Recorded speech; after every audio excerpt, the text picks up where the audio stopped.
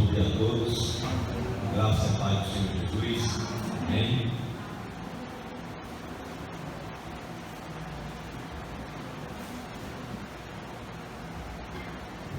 Nós vamos abrir a palavra do Senhor. Primeiro livro das Escrituras, o livro de Gênesis, capítulo 22. Gênesis, capítulo 22.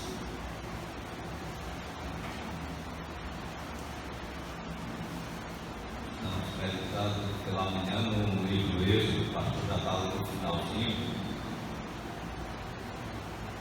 Teremos essa interrupção, creio eu, apenas por essa manhã. No próximo domingo pela manhã ele estará dando continuidade. Nós vamos permanecer também no livro do Antigo Testamento, ali bem próximo, no livro de Gênesis, capítulo 22.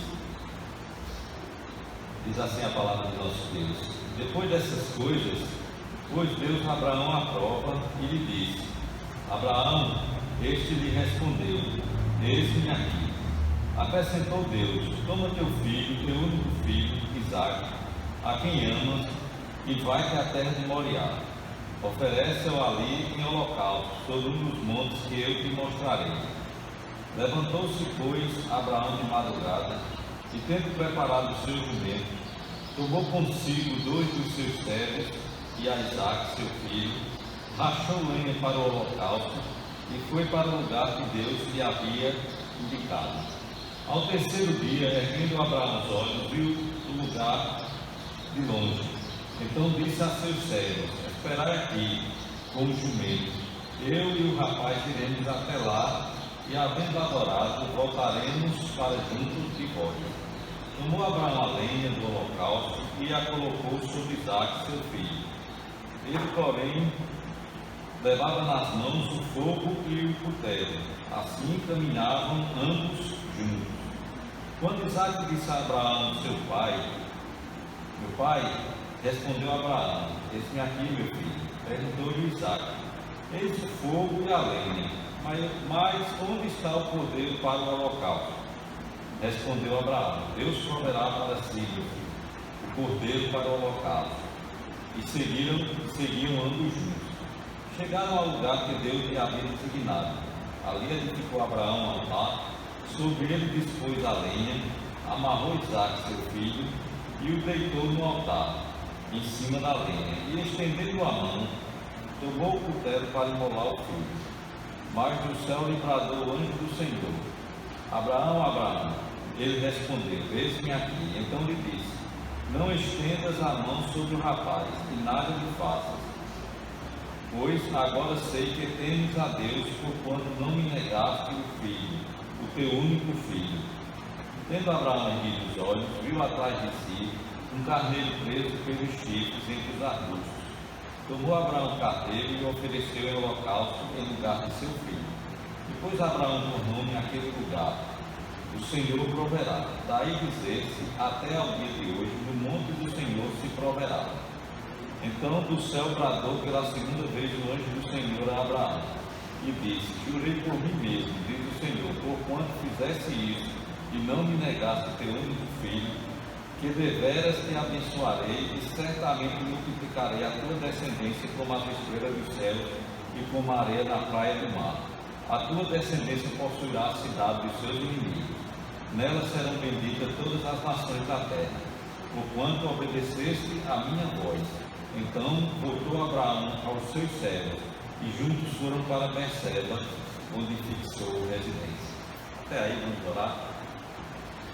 Senhor nosso Deus e Pai, nós queremos te render graças por essa manhã abençoada, que o teu povo se reúne para te adorar. Queremos te louvar, ó Deus, pela tua palavra que foi lida.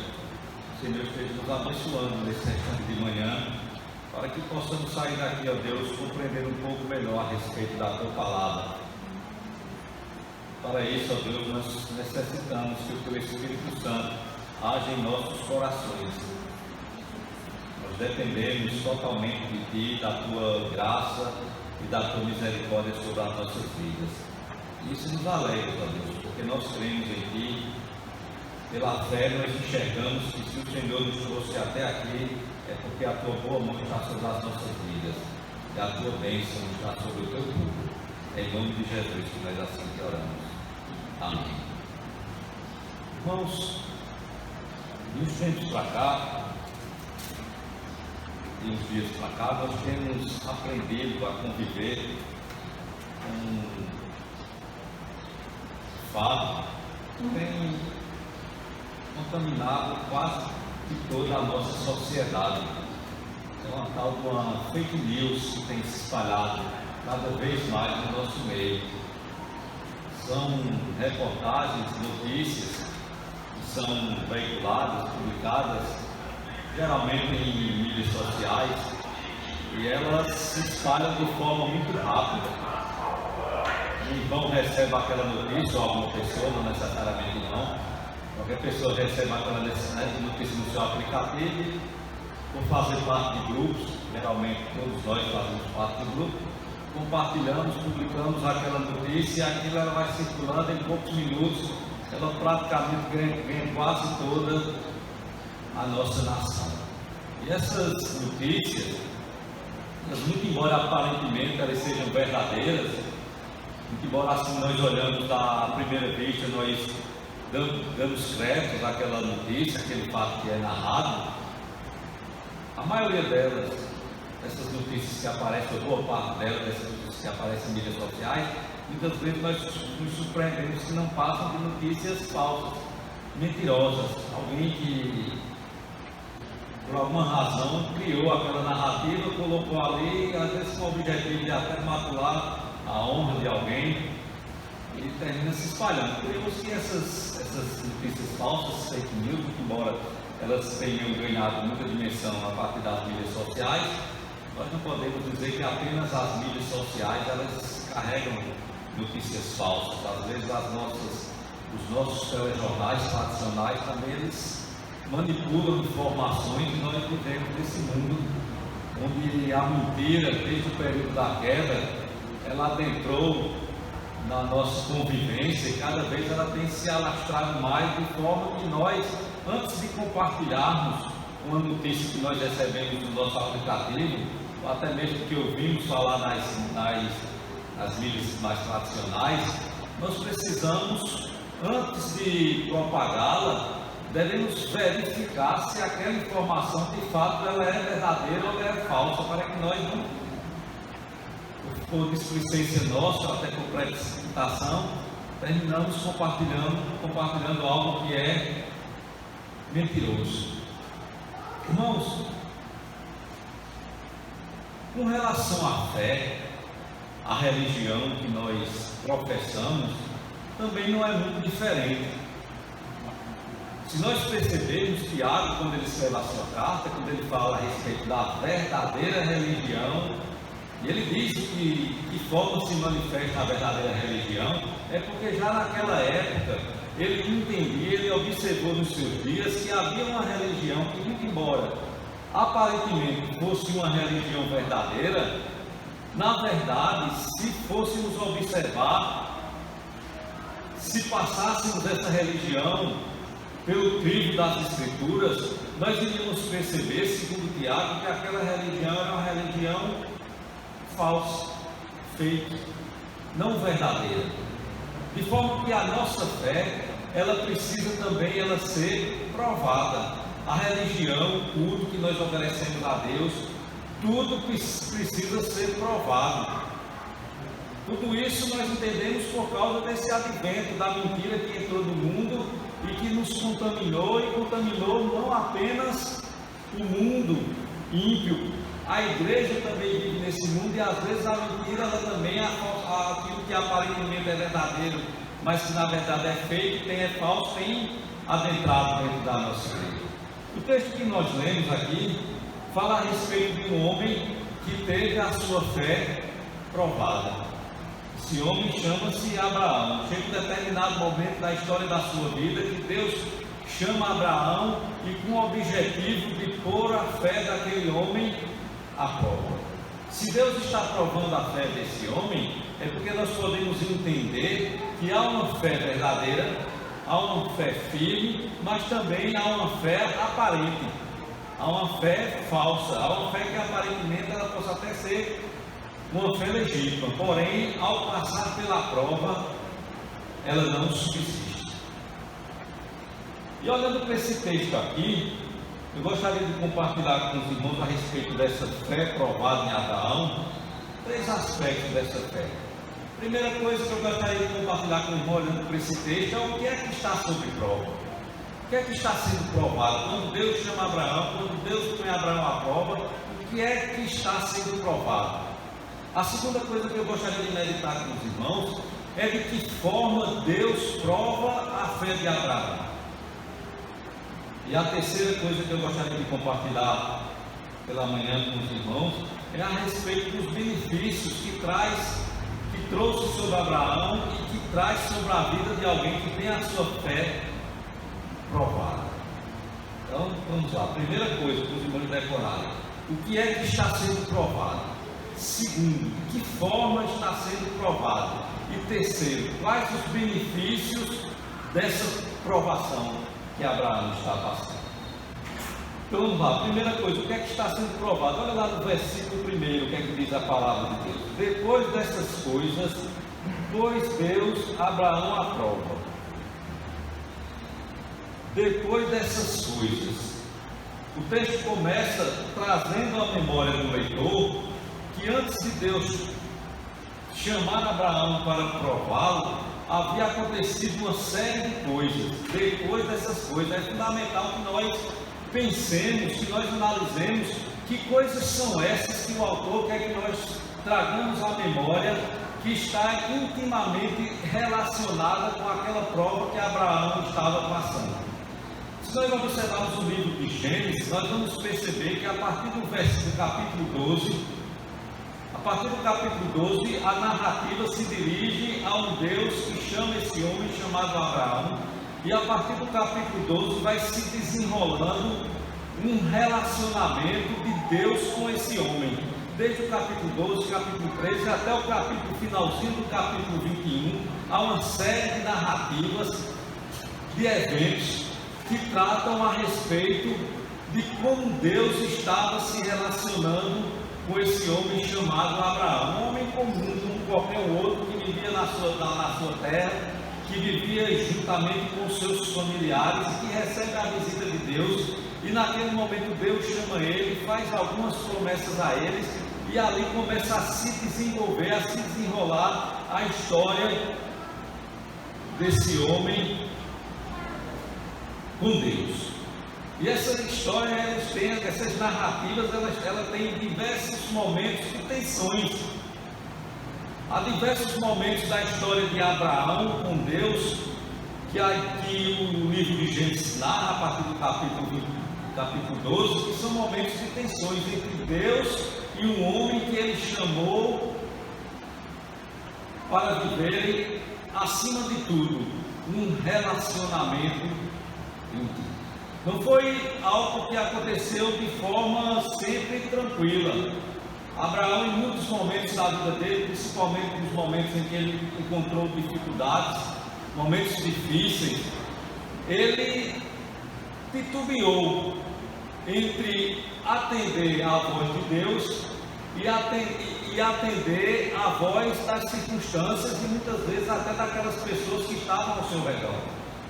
Abraão chegou em determinados momentos da sua vida em que ele, com medo de perdê-la, ele mentiu, e por conta disso ele serviu de maldição, a ponto de ser até repreendido por pessoas que não tinham relações com Deus. Em determinado momento da sua vida, um rei ímpio olha para Abraão e diz: Abraão, o que é isso que tu fizeste? Tu mentiste e trouxeste maldição sobre o meu povo. Veja bem, um homem que foi chamado por Deus para ser uma bênção por onde quer que ele andasse, em um determinado momento da vida dele, ele serve como pedra de tropeço. Em um outro determinado momento da vida de Abraão, ele perde a paciência por conta da idade, do tempo se passando, e ele resolve armar um plano, arquitetar um plano ali para ter um filho, não com Sara, sua esposa, mas com alguém que estava próximo a ele. E mais uma vez, por conta dessa precipitação, desse deixar de dar ouvidos à voz do Senhor, Abraão termina caindo numa grande armadilha, trazendo um grande problema, não só para ele, mas para a sua esposa, também para a mulher com quem ele havia se relacionado, e também com aquele filho que foi gerado através da relação dele com aquela mulher. Veja que, em todo caso, havia uma relação que ia progredindo, ia caminhando, a cada momento de tensão, a cada momento de queda, aquilo ia produzindo um efeito no coração e na vida de Abraão. E foram muitas outras experiências, teve experiência que ele passou com o seu sobrinho Ló. São apenas 10 capítulos, mas muito rico em tantas narrativas, e não só apenas esses 10 capítulos, mas se nós prestarmos atenção, outros autores do Novo Testamento até utilizaram a história de Abraão como forma de trazer algumas lições para as nossas vidas.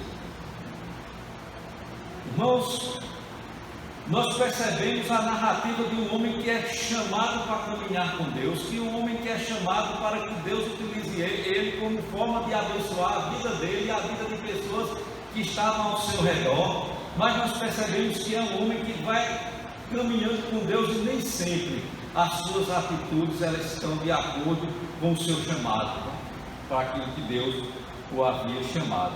E é nesse momento aqui, quando se encerra essa série de narrativas, que Deus chama ele e agora põe aquele homem à prova.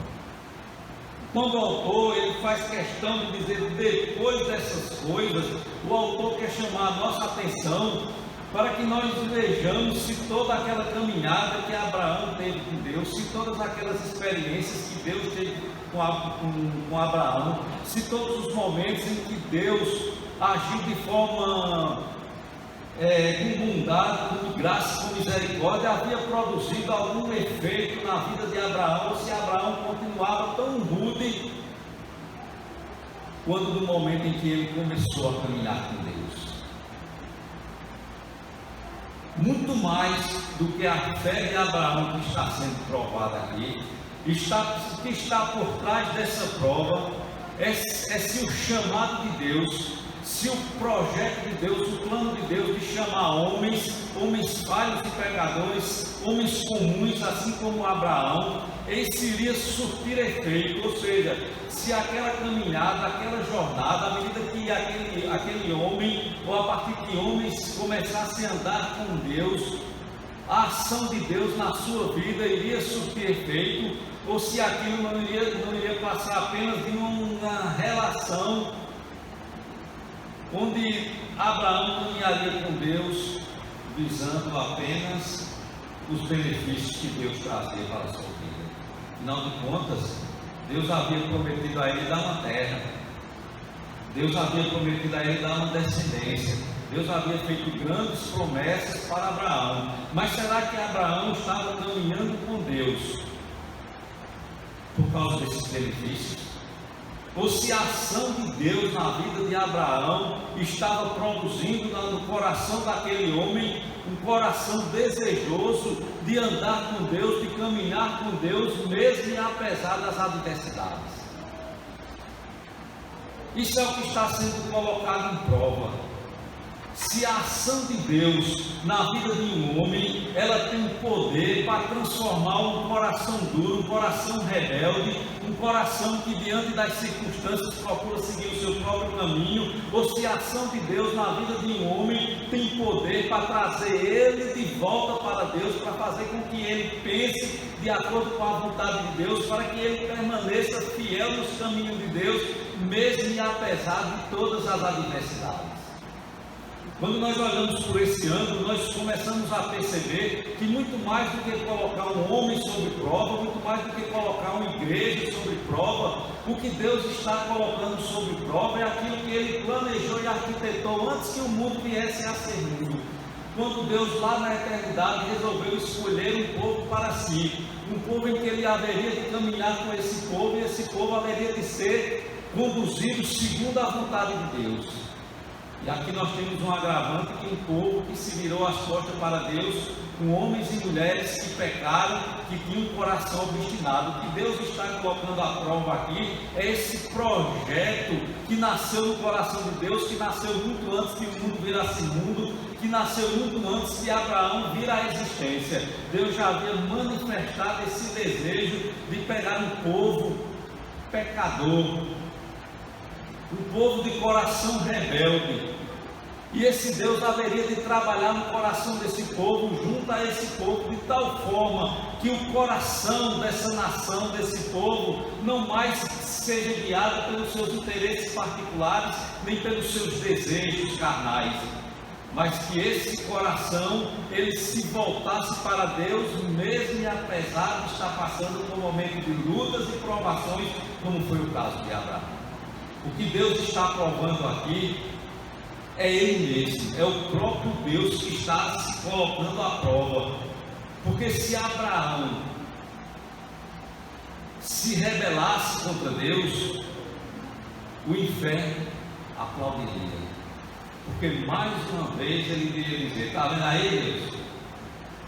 Está vendo aí que esse povo é um povo de coração duro, é um coração rebelde contra ti, e só vai caminhar ao teu lado se tu estiveres colocando diante dele tudo que eles desejam.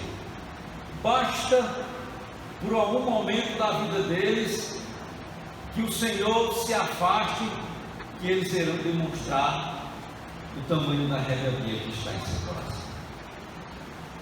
O que Deus está provando é o nível do relacionamento dele com o seu povo, dele com a sua igreja, dele com aqueles a quem ele salvou, a quem ele resgatou, a quem ele entregou a sua própria vida. O que Deus está colocando à prova é se nós estamos aqui porque temos um coração submisso à vontade de Deus, porque nós temos um coração que ouve o chamado de Deus e abrimos mãos dos nossos interesses particulares, e estamos aqui porque esse Deus transformou o nosso coração. O que está sendo posto à prova é se esses longos anos em que nós, como povo de Deus, estamos ouvindo a sua voz, estamos caminhando com Ele, isso tem produzido em nós um coração submisso à sua vontade, ou se nós estamos aqui por algum tipo de interesse. Basta que a vontade de Deus contrarie os nossos interesses e nós nos revoltaremos contra Deus. Que Deus tremendo, é um Deus que Ele mesmo se põe à prova. Ele mesmo põe todo o seu projeto à prova. Esse projeto de escolher homens e mulheres falhos e pecadores, Deus, Ele põe à prova para mostrar que Ele é poderoso para pegar um coração duro, um coração rebelde, um coração cheio de interesses particulares, egoísta, orgulhoso, e transformar em um coração totalmente submisso à vontade do Senhor, mesmo que isso venha custar a sua própria vida, mesmo que isso venha ferir a sua própria pele, mesmo que isso venha de encontro aos seus principais interesses. É isso que Deus está fazendo aqui. Um Deus que se põe à prova. E nós conhecemos bem esse Deus que se põe à prova quando nós olhamos para Cristo Jesus, o Deus que se fez homem, o Deus que abriu mão da sua glória e habitou entre nós e foi provado.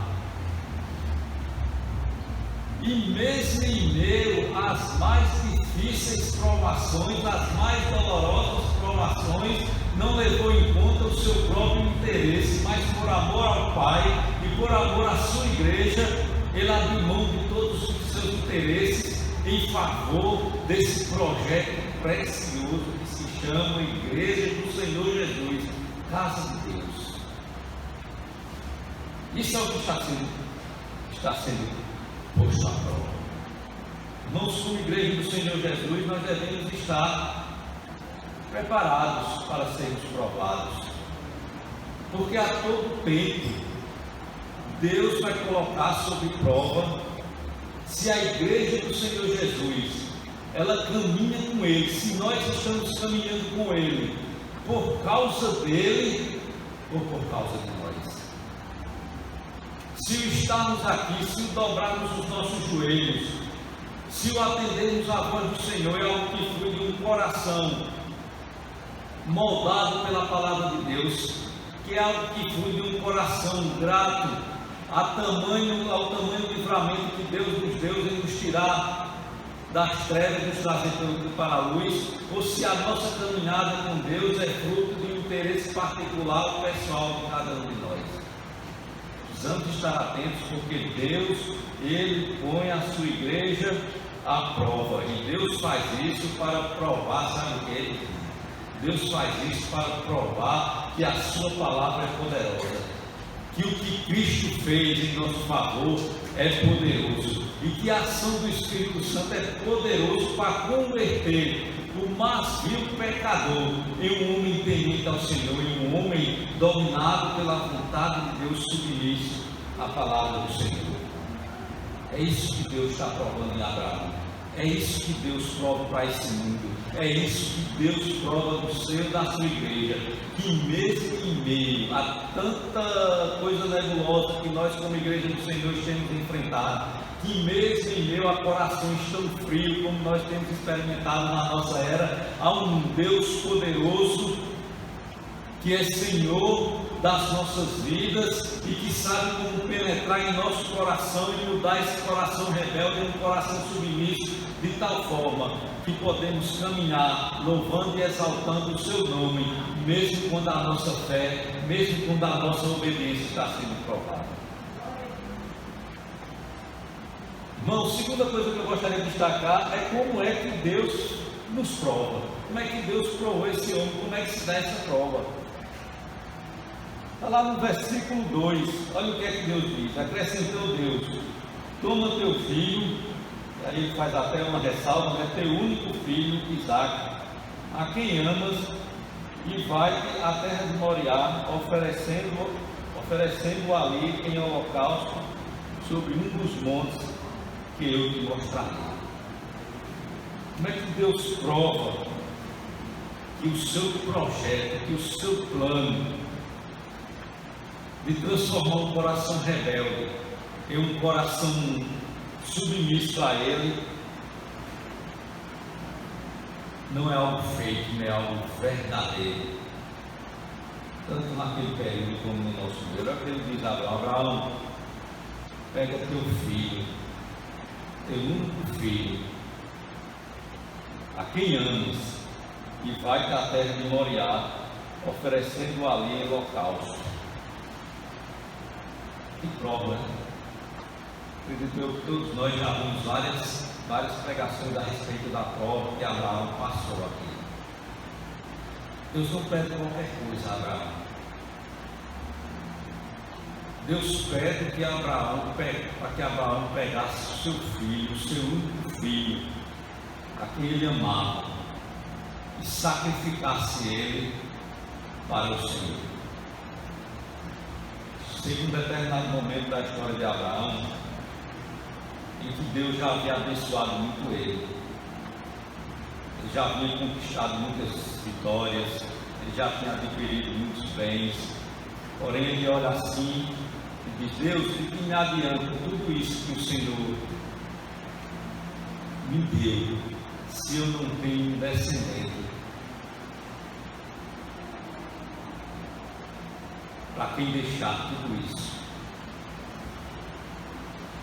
O que Abraão está dizendo é que todas aquelas coisas que ele havia adquirido até aquele momento da sua vida não valiam nada para ele, não significavam absolutamente nada, porque ele não tinha um filho. Veja como esse filho, aquele a quem Deus pede, era algo precioso. Deus, quando vai provar Abraão, ele pega aquilo que ele tinha de mais valioso na sua vida. Deus, quando está provando Abraão, ele não pede para Abraão pegar algo que ele olhava assim e poderia ter até um certo valor, mas que não era tão valioso. Teu filho, teu único filho, a quem ama. Se nós traduzíssemos aqui, Abraão, tu pega aquilo que tu tem de mais valoroso, de mais precioso, aquilo que tu mais veneras, aquilo que tu mais estimas na tua vida, é isso que eu quero. Veja como o que Deus estava testando aqui era de fato o coração de Abraão. Eu quero o teu coração, Abraão. Eu quero o que tu tem de mais precioso aí dentro do teu coração. Que provação. Quem de nós estaria disposto a abrir mão daquilo que nós temos de mais precioso na nossa vida e entregar na mão do Senhor?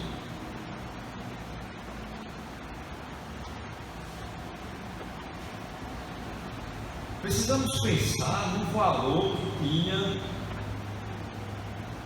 Isaac na vida de Abraão. Ele tem um valor que, para nós hoje, apesar de um filho ser algo extremamente valioso, precioso, naquele tempo ele tinha um significado maior. Eles não tinham uma compreensão muito clara a respeito de ressurreição, e eles entendiam até que o filho, a ressurreição, ela se dava através de um descendente que ele deixava, e aquele descendente era a propagação da sua vida, era um pedaço dele que estava ali. Era algo muito mais precioso, apesar de um filho ser algo extremamente precioso para as nossas vidas, naquele período ele tinha um significado ainda maior do que hoje. E é isso que Deus, é dessa forma que Deus prova a Abraão e dá seu filho. Ainda faz com que Abraão caminhe uma longa jornada discutindo com o seu filho a respeito daquilo que Deus havia pedido, daquele sacrifício que Abraão haveria de realizar com o seu filho.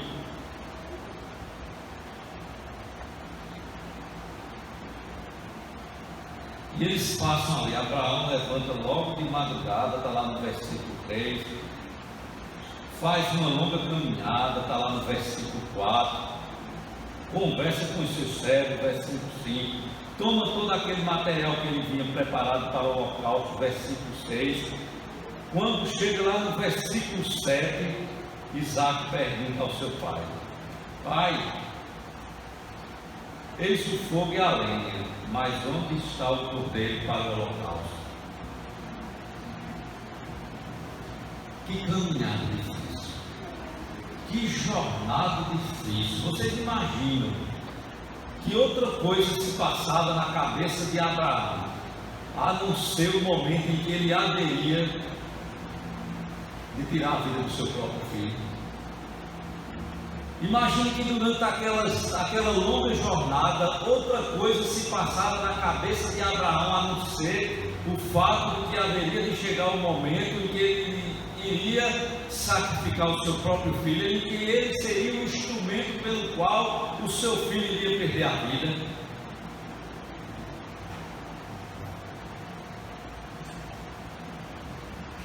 Abraão aqui, ele não chegou a sacrificar o seu filho.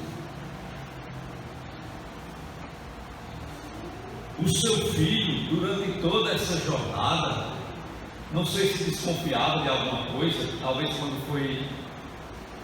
começou a subir só ele e o pai, e aquele servo não estava mais lá, ele já faz essa pergunta: ô pai, peraí, cadê quem é que vai morrer? Quem é que vai ser sacrificado aqui? Cadê o cordeiro? Talvez ele já começasse a ter um vislumbre e o negócio ali estava tornando-se algo estranho, mas ele não sabia, pelo menos no início da jornada, e aquele também não tinha certeza que seria ele. Porém, Deus, desde o momento em que ele resolveu criar um povo para si, ele sabia perfeitamente que um dia ele haveria de abrir mão daquilo que ele tinha de mais precioso na sua vida, que era a comunhão com o seu filho, que era o seu filho, e haveria de desferir um golpe mortal sobre o seu filho lá naquela cruz do Calvário. Isaac talvez não soubesse, ou talvez demorou a saber, ou até ficou sabendo, mas de forma nebulosa, aquilo que ele haveria de passar, mas Cristo Jesus sabia perfeitamente, principalmente durante todo o seu ministério terreno, ele sabia perfeitamente por que foi que ele encarnou, por que foi que ele veio ao mundo. Ele sabia perfeitamente que cada evento da sua vida, cada jornada, cada caminhada, ele haveria de dar um passo em direção à cruz. Cristo sabia perfeitamente daquilo que haveria de passar. Tanto o Pai, como o Filho, como o Espírito, eles estavam ambos envolvidos nesse projeto, nessa obra, nesse trabalho, onde o Pai haveria de se sacrificar o Filho, onde o Filho haveria de entregar a sua vida para cumprir a vontade do Pai, lá na eternidade, de separar o povo para si. A Trindade estava envolvida nessa obra. Percebe como é que Deus nos põe à prova? Deus nos põe à prova, Deus pôs Abraão à prova, levando ele a contemplar, mesmo que ele não tenha passado pela cruz, mas ele já começou a experimentar, a vivenciar aquela luta, aquele sofrimento que o Filho de Deus haveria de passar. Literalmente, mesmo que não entendendo em toda a sua extensão, Abraão começou a vislumbrar aquela obra em que o Pai sacrificou o seu filho em favor do seu povo. É por meio da cruz, mesmo não tendo uma visão muito clara, Abraão aqui já começou a caminhar segundo a obra que Cristo realizou lá naquela cruz. Pai que pega aquilo que ele tem de mais precioso e que sacrifica para fazer a vontade de Deus. E que vontade é essa? De ter um povo lavado e redimido, um povo santo, um povo submisso à sua vontade, porque é por meio da cruz, foi por meio daquele sacrifício, é por meio daquele sangue derramado que Deus muda o nosso coração. Esse sangue derramado na nossa mente, no nosso coração, que nos purifica, que nos livra da morte eterna, que nos traz para junto de Deus. É meditando nesse sacrifício, é olhando para aquele homem que se humilhou, que se entregou, que enfrentou o pecado, a morte e o inferno lá naquela cruz, que nós temos os nossos pecados lavados. A obra de redenção anunciada desde o livro de Gênesis, que vai até Apocalipse, ela se cumpre lá naquela cruz. A igreja, ela precisa ser santificada, ela é lavada por meio da obra da cruz, ela é purificada por meio da obra da cruz, ela é santificada por meio da obra da cruz. Por isso que Cristo, ele nos prova, fazendo com que nós experimentemos em doses minúsculas aquilo que Cristo passou lá naquela cruz. Todo o sofrimento, todas as provações que Deus faz com que o seu povo, com que a sua igreja passe, ela está associada àquela obra que Deus realizou quando trouxe o seu filho a esse mundo e quando submeteu o seu filho àquela morte de cruz. Se nós somos perseguidos, é porque o Filho de Deus foi perseguido. Se nós somos humilhados, é porque o Filho de Deus foi humilhado. Se nós somos zombados, é porque o Filho de Deus foi zombado. Tudo aquilo que nós passamos deriva da obra da cruz. É por meio dela que nós somos provados. É por meio dela que nós somos aperfeiçoados. É por meio dela que Deus realiza essa obra belíssima no coração do homem. É por meio da cruz que Deus faz algo que nada, nem ninguém poderia fazer, nem nós mesmos, com toda a nossa estrutura intelectual, poderíamos realizar, com toda a nossa força física, com toda a nossa capacidade que nós pensamos ter de nos submeter. É por meio da cruz que Ele nos humilha, é por meio da cruz que Ele mostra o tamanho da nossa vergonha. É por meio da cruz que Ele mostra o tamanho do nosso pecado, mas é também por meio da cruz que Ele mostra a grande vitória que o nosso Salvador conquistou por nós lá naquela cruz. Nós não podemos esquecer em momento nenhum da nossa história, que por causa daquela cruz, Por causa daquela obra que foi feita lá é que nós podemos ter vida, porque é por isso que nós podemos entrar na presença de Deus com um coração submisso, sedentes de ouvir a sua voz, sedentes de apresentar a nossa vida, porque Ele é o precioso das nossas vidas. Foi assim que Deus testou Abraão. Mas por fim, gostaria de compartilhar com os irmãos os benefícios dessa provação que Abraão passou.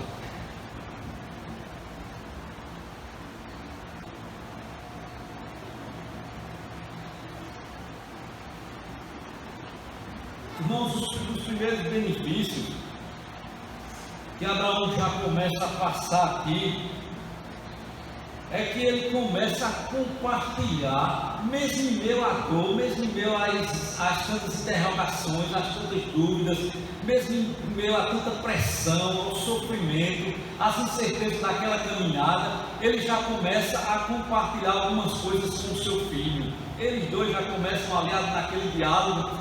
O autor da carta aos Hebreus diz que Abraão, quando ia naquela caminhada, ele assim procedeu porque ele entendeu, ele creu que Deus era poderoso para trazer de volta dos mortos o seu filho. Veja que aqui já está um grande benefício, porque foi no meio da dor, foi no meio do sofrimento, foi no meio da provação que Abraão começou a crer que Deus tinha poder para ressuscitar uma pessoa de dentre os mortos. É em meio às lutas, aos sofrimentos, é quando a cruz ela se faz mais presente na nossa vida, que nós olhamos para a nossa volta, assim como Abraão olhou na sua vida, não havia nada que pudesse trazer alento, trazer consolo e conforto ao seu coração. Aí ele olha para o seu Deus, e diante de todas aquelas experiências que o capítulo 10, 12 de Gênesis narra até o capítulo 21, Deus plantou uma certeza no coração dele: o meu Deus é poderoso para trazer de volta, mesmo que entre os mortos, qualquer um. Ele começou a olhar para o poder de Deus. Que benefício tremendo é quando a igreja do Senhor Jesus está passando por adversidade, por lutas, e ela começa a enxergar a sua saída, a sua vitória, não nas circunstâncias, mas começa a enxergar a saída, o seu consolo, o seu conforto, no poder de Deus que se manifestou através do seu Filho. É curioso que quando nós estamos vivendo num momento de tranquilidade na nossa vida, é comum nós começarmos a nos apegar àquilo que nos cerca, a nossa saúde, ao nosso dinheiro, ao nosso emprego, à nossa esposa, aquilo que nos sustenta. Agora, quando nós perdemos todas essas coisas, aí a gente faz que nem o salmista: elevei os meus olhos para o monte, de onde virá o socorro? O meu socorro vem do Senhor que fez os céus e a terra. Essa palavra do salmista é a palavra de Abraão: Deus proverá. A confiança dele começou a brotar, não de um coração que olhava para as circunstâncias terrenas, mas de um coração que olhava para o Deus que lhe chamou, para o Deus que estava caminhando com ele durante todos os dias da sua vida, e que se mostrou presente no dia da tribulação. Esse é o benefício que nós temos quando nós nos deparamos com os sofrimentos provenientes do sofrimento da cruz de Cristo. Nós começamos a criar um coração que não confia em nós mesmos, mas confia no Deus que nos chamou, no Deus que é poderoso, no Deus que está sobre a sua igreja e sobre a nossa vida. Mas tem mais coisas aqui que Abraão vê. Ele começa a ver já do pós, poderíamos dizer aqui hoje, do pós-cruz, né? Mas tem mais. Lá no versículo,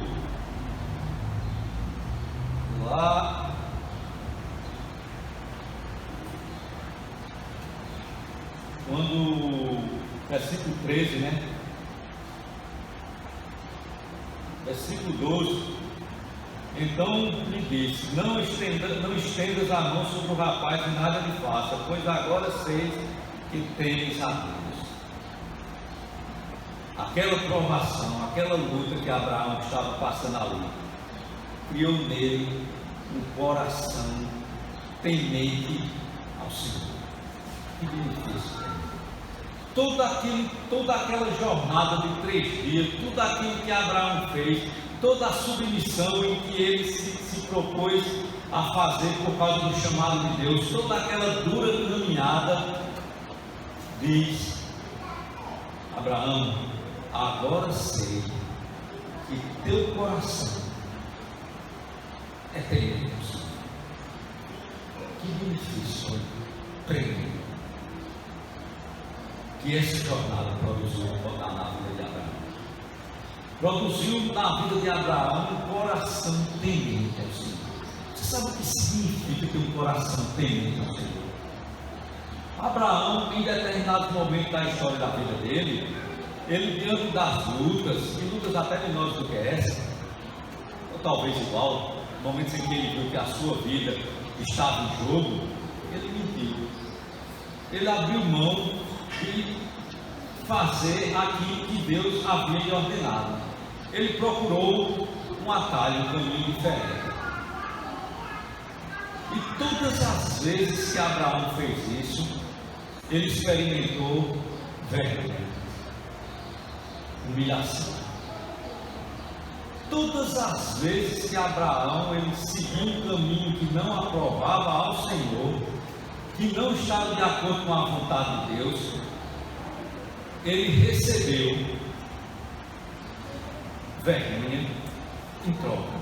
Foi envergonhado por reizinhos, foi envergonhado dentro da sua casa, foi envergonhado por aquela mulher com quem ele se relacionou, que morava dentro da sua casa.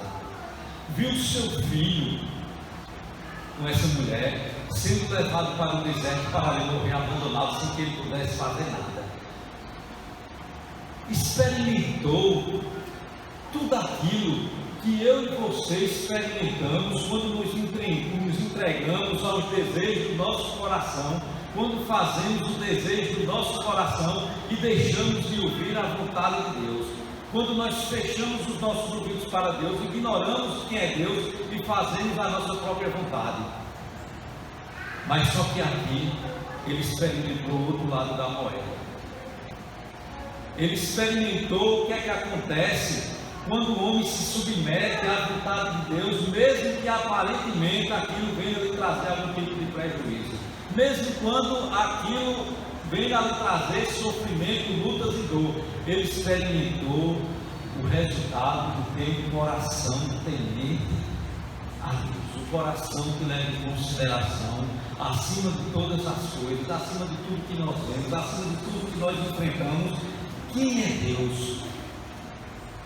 O poder de Deus, a manifestação de Deus. Ter um coração temente a Deus é não ser guiado pelo seu próprio entendimento, é não ser levado pelos seus desejos e pela sua vontade, mas é ser guiado, orientado pela vontade revelada de Deus. E Abraão, diante daquela provação, teve esse tremendo benefício, um coração temente a Deus. Mas não só isso, teve outros benefícios. E disse, versículo 16: jurei por mim mesmo, diz o Senhor, porquanto fizesse isso e não me negasse o teu único filho. 17: que deveras te abençoarei, certamente multiplicarei a tua descendência como as estrelas do céu e como a areia da praia do mar. A tua descendência possuirá a cidade dos seus inimigos.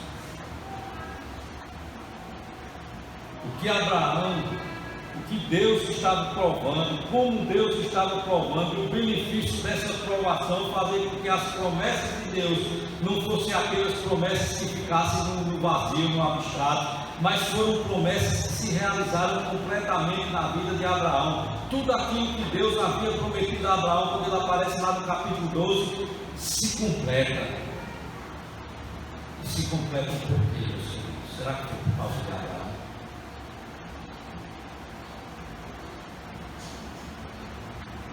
Todos esses benefícios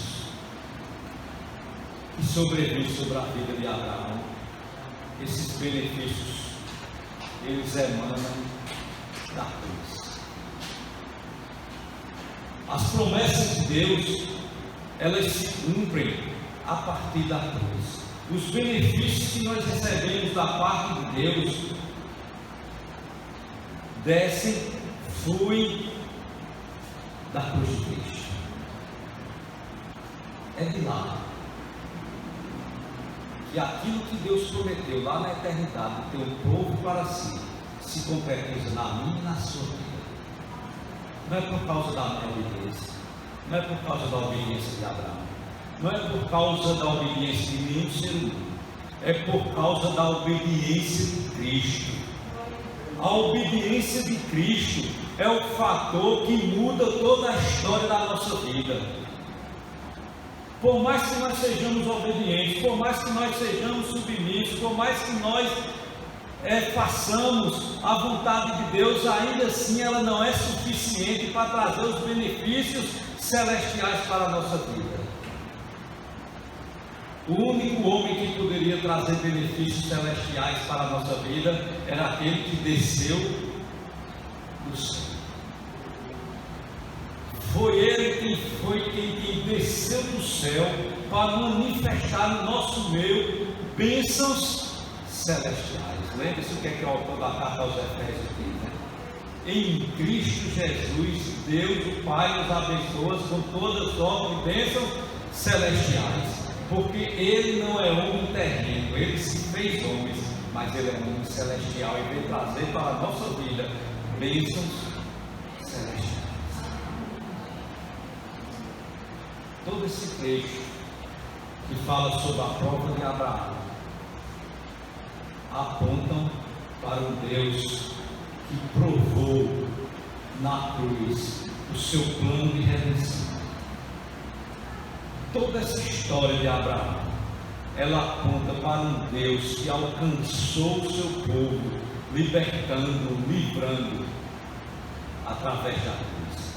Toda essa história de Abraão, juntamente com o seu filho Isaac, e as consequências dessa história, aponta para um Deus que atendeu o seu povo, para um Deus que alcançou, que beneficiou o seu povo, por meio daquilo que o seu filho conquistou lá naquela cruz.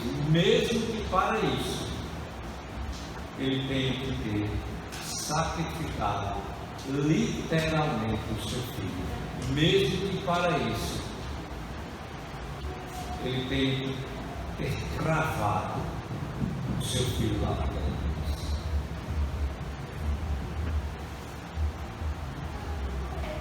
Irmãos, nós não podemos, quando nós falamos de provações, às vezes nós achamos que a nossa dor é a dor mais forte do mundo, né?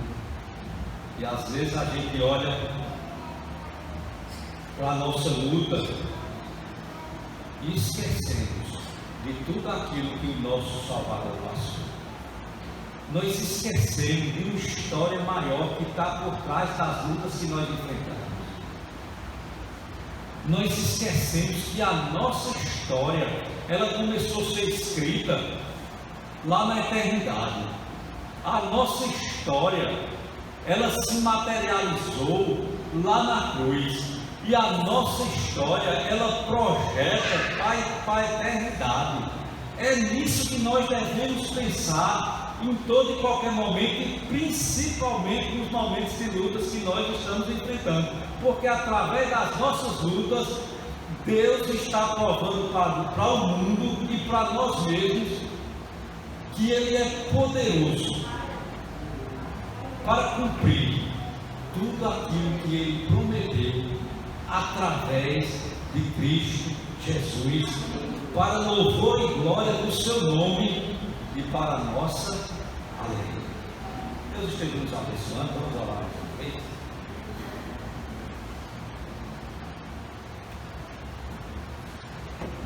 Senhor nosso Deus e Pai, nós queremos te render graças, queremos te agradecer a Deus, uma manhã tão bonita como essa, um dia tão maravilhoso como esse, que nós nos dirigimos à tua casa, em que nós ouvimos a tua palavra, em que nós te exaltamos através de hinos, cantos espirituais, ó Deus, que nós ouvimos porções da tua palavra, ó Deus. O Senhor coloca em nosso coração a certeza que a nossa história não começou no dia em que nós saímos do ventre, ou fomos até gerados no ventre da nossa mãe, mas que a nossa história começou lá na eternidade, quando Deus Pai resolveu nos fazer povo seu, povo separado para o louvor da tua glória. Senhor nosso Deus, nós te louvamos porque nestas manhãs em que nós meditamos na tua palavra, nós percebemos que a nossa história ela se concretizou não através de uma obra realizada por mãos humanas, mas de uma obra realizada pelo ser perfeito, pelo teu Filho amado, que se fez homem, que habitou em nosso meio, que se entregou por nós. Através dele, o Deus Todo-Poderoso realizou essa obra que o Senhor projetou lá na eternidade. Pai bendito, nós queremos te louvar, ó Deus, porque nós sabemos que através dessa jornada que nós estamos a enfrentar, as lutas que nós passamos, cada momento da nossa vida, nós cremos que os benefícios que Cristo conquistou lá naquela cruz estão sobre a tua igreja. A tua igreja é uma igreja que, apesar dos ataques, apesar das lutas, tanto internas como externas, caminha de forma triunfante, porque o Senhor tem conduzido a tua igreja mediante a obra que o seu Filho realizou. O teu Espírito Santo tem abençoado, tem guiado, tem direcionado a tua igreja por meio da obra perfeita que Cristo realizou lá naquela cruz. É em nome dessa Trindade Santa, é em nome de Cristo Jesus, que nós assim que oramos agradecidos por tudo.